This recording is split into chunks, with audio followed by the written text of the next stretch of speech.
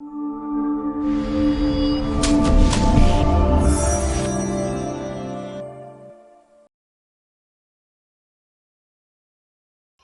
के मुजफ्फरपुर जिले के मुसहरी प्रखंड के सीओ साहब इन दिनों चर्चा में हैं।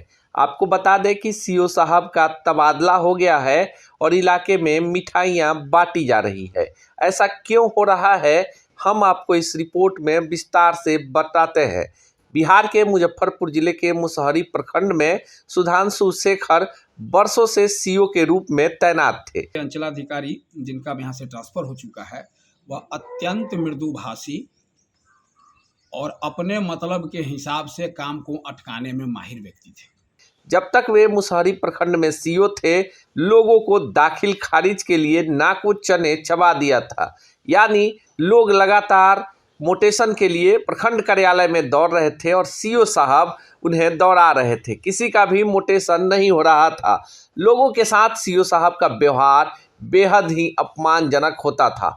लोगों को अपने रुतबे पावर के बल पर हमेशा प्रताड़ित करते रहते थे सीओ साहब। पर जैसे ही सीओ साहब का तबादला मुसहरी प्रखंड से हुआ, लोगों का आक्रोश फूट पड़ा और लोगों ने कैमरे के सामने जमकर सीओ साहब के काली करतूतों पर अपने विचार रखे। सुनिए क्या कुछ कहा वहां के स्थानीय निवासियों ने पूर्व सीओ सुधांशु शेखर के बारे में। समस्या ये थी कि एक भी आरटीआई के जरिए जवाब प्राप्त नहीं है, जिसका मेरे पास पूरा सबूत है।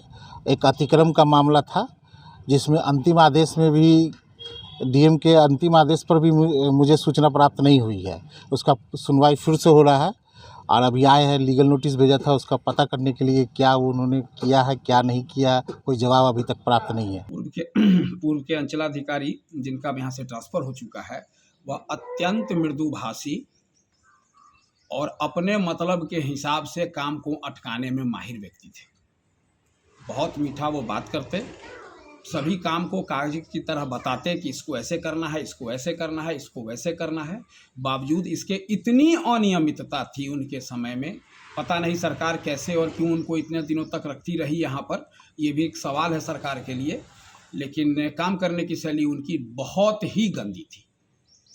एक ही खेसरा से एक भाई ज़मीन बेचता था, उसका दाखिल खारिज का हो जाना, और जब दूसरा भाई बेचता है तो उसके दाखिल खारिज पर रोक लगा देना, उसको दाखिल खारिज को रद्द कर देना कि यह नहीं हो पाएगा, रिजेक्ट कर देना, यह उनके आदत में शुमार हो गया था। वजह वही जाने, हम लोगों को आज तक पता नहीं लग पाया। हम सरपंच हैं, पंचायत में रहुआ पंचायत मुसहरी प्रखंड से, बावजूद इसके जब भी पूछने का प्रयास उनसे किए तो बड़े मीठे तरीके से बात करना और अलग अलग तरह के बातों में उलझा करके वापस कर देना, यही उनका स्वभाव था। पंच के स्तर पर आपसी बंटवारा सभी पक्ष मिलकर कर चुके हैं। उस बंटवारा के पेपर के आधार पर भी दाखिल खारिज को नहीं करना, यह उनके आदत में शुमार था। जनप्रतिनिधियों की नहीं सुनते थे, आप लोगों की नहीं। प्यार से बात करना उनकी कलाकारी थी और पेपर को अटका देना ये उनकी महाकलाकारी। किसी विशेष कृपा के आधार पर, किसी ईश्वरीय देन के आधार पर वो इतने दिन तक रहे, लेकिन मुसहरी के लिए अच्छा नहीं रहा है। मतलब यहाँ का भू जमाबंदी का जो सिस्टम है उसको इन्होंने लकवाग्रस्त कर दिया है।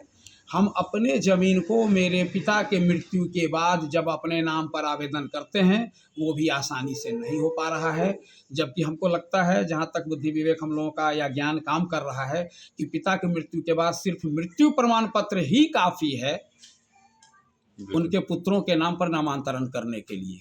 लेकिन उसमें भी उनको बहुत तरह का पेपर चाहिए, 1000 रुपया 2000 रुपया का स्टाम्प पेपर पर डीड चाहिए।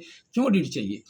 पंचायत में जब दो भाई आपस में मिलकर के ज़मीन बंटवारा करना चाहते हैं तो आप वंशावली लीजिए। वो तो जो जायज़ दाखिल खारिज था उनको भी रिजेक्ट कर देते, तो कोई ना कोई कारण लगा के रिजेक्ट कर देना उनका काम था। किसी का काम करता नहीं थे, जनता का काम करते ही नहीं थे। वो जो है कि बहुत सारा ऐसा मामला है, जैसे मैं उदाहरण आपको बता दूं कि आपको सेलिंग के भी ज़मीन को वो जो है कि आपको पैसा लेके जो है दाखिल खारिज किए हैं। आप कैसे किए हैं से तो वो समझेंगे। दूसरी बात है कि बहुत सारा जो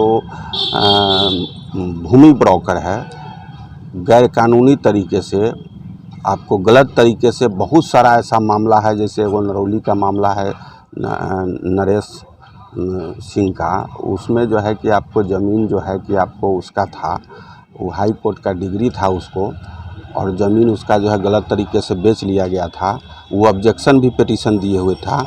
और वो जो है जब लोक शिकायत में जो है कि वो आवेदन दिया कि जब ऑब्जेक्शन दिए हुए थे तो आप दाखिल खारिज कैसे कर दिए, तो जो है उनसे जो है बहुत जो है दबाव हुआ बना के जो है कि आपको उसको वर्तमान पूर्व की बात तो ऐसा पूरा जो है भूमि सुधार विभाग में देखा जाता है कि जो भी पदाधिकारी जो आते हैं वो किसी न किसी रूप में दलाल के माध्यम से, भूमाफिया के माध्यम से जो है कि वो काम करते हैं।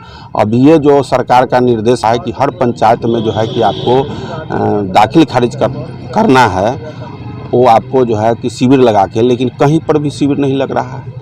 मेरा नाम हुआ उदय चौधरी, हम CPI-ML के डिस्ट्रिक्ट सेक्रेटरी हुए हैं, पहाड़पुर पंचायत के मुखिया हुए।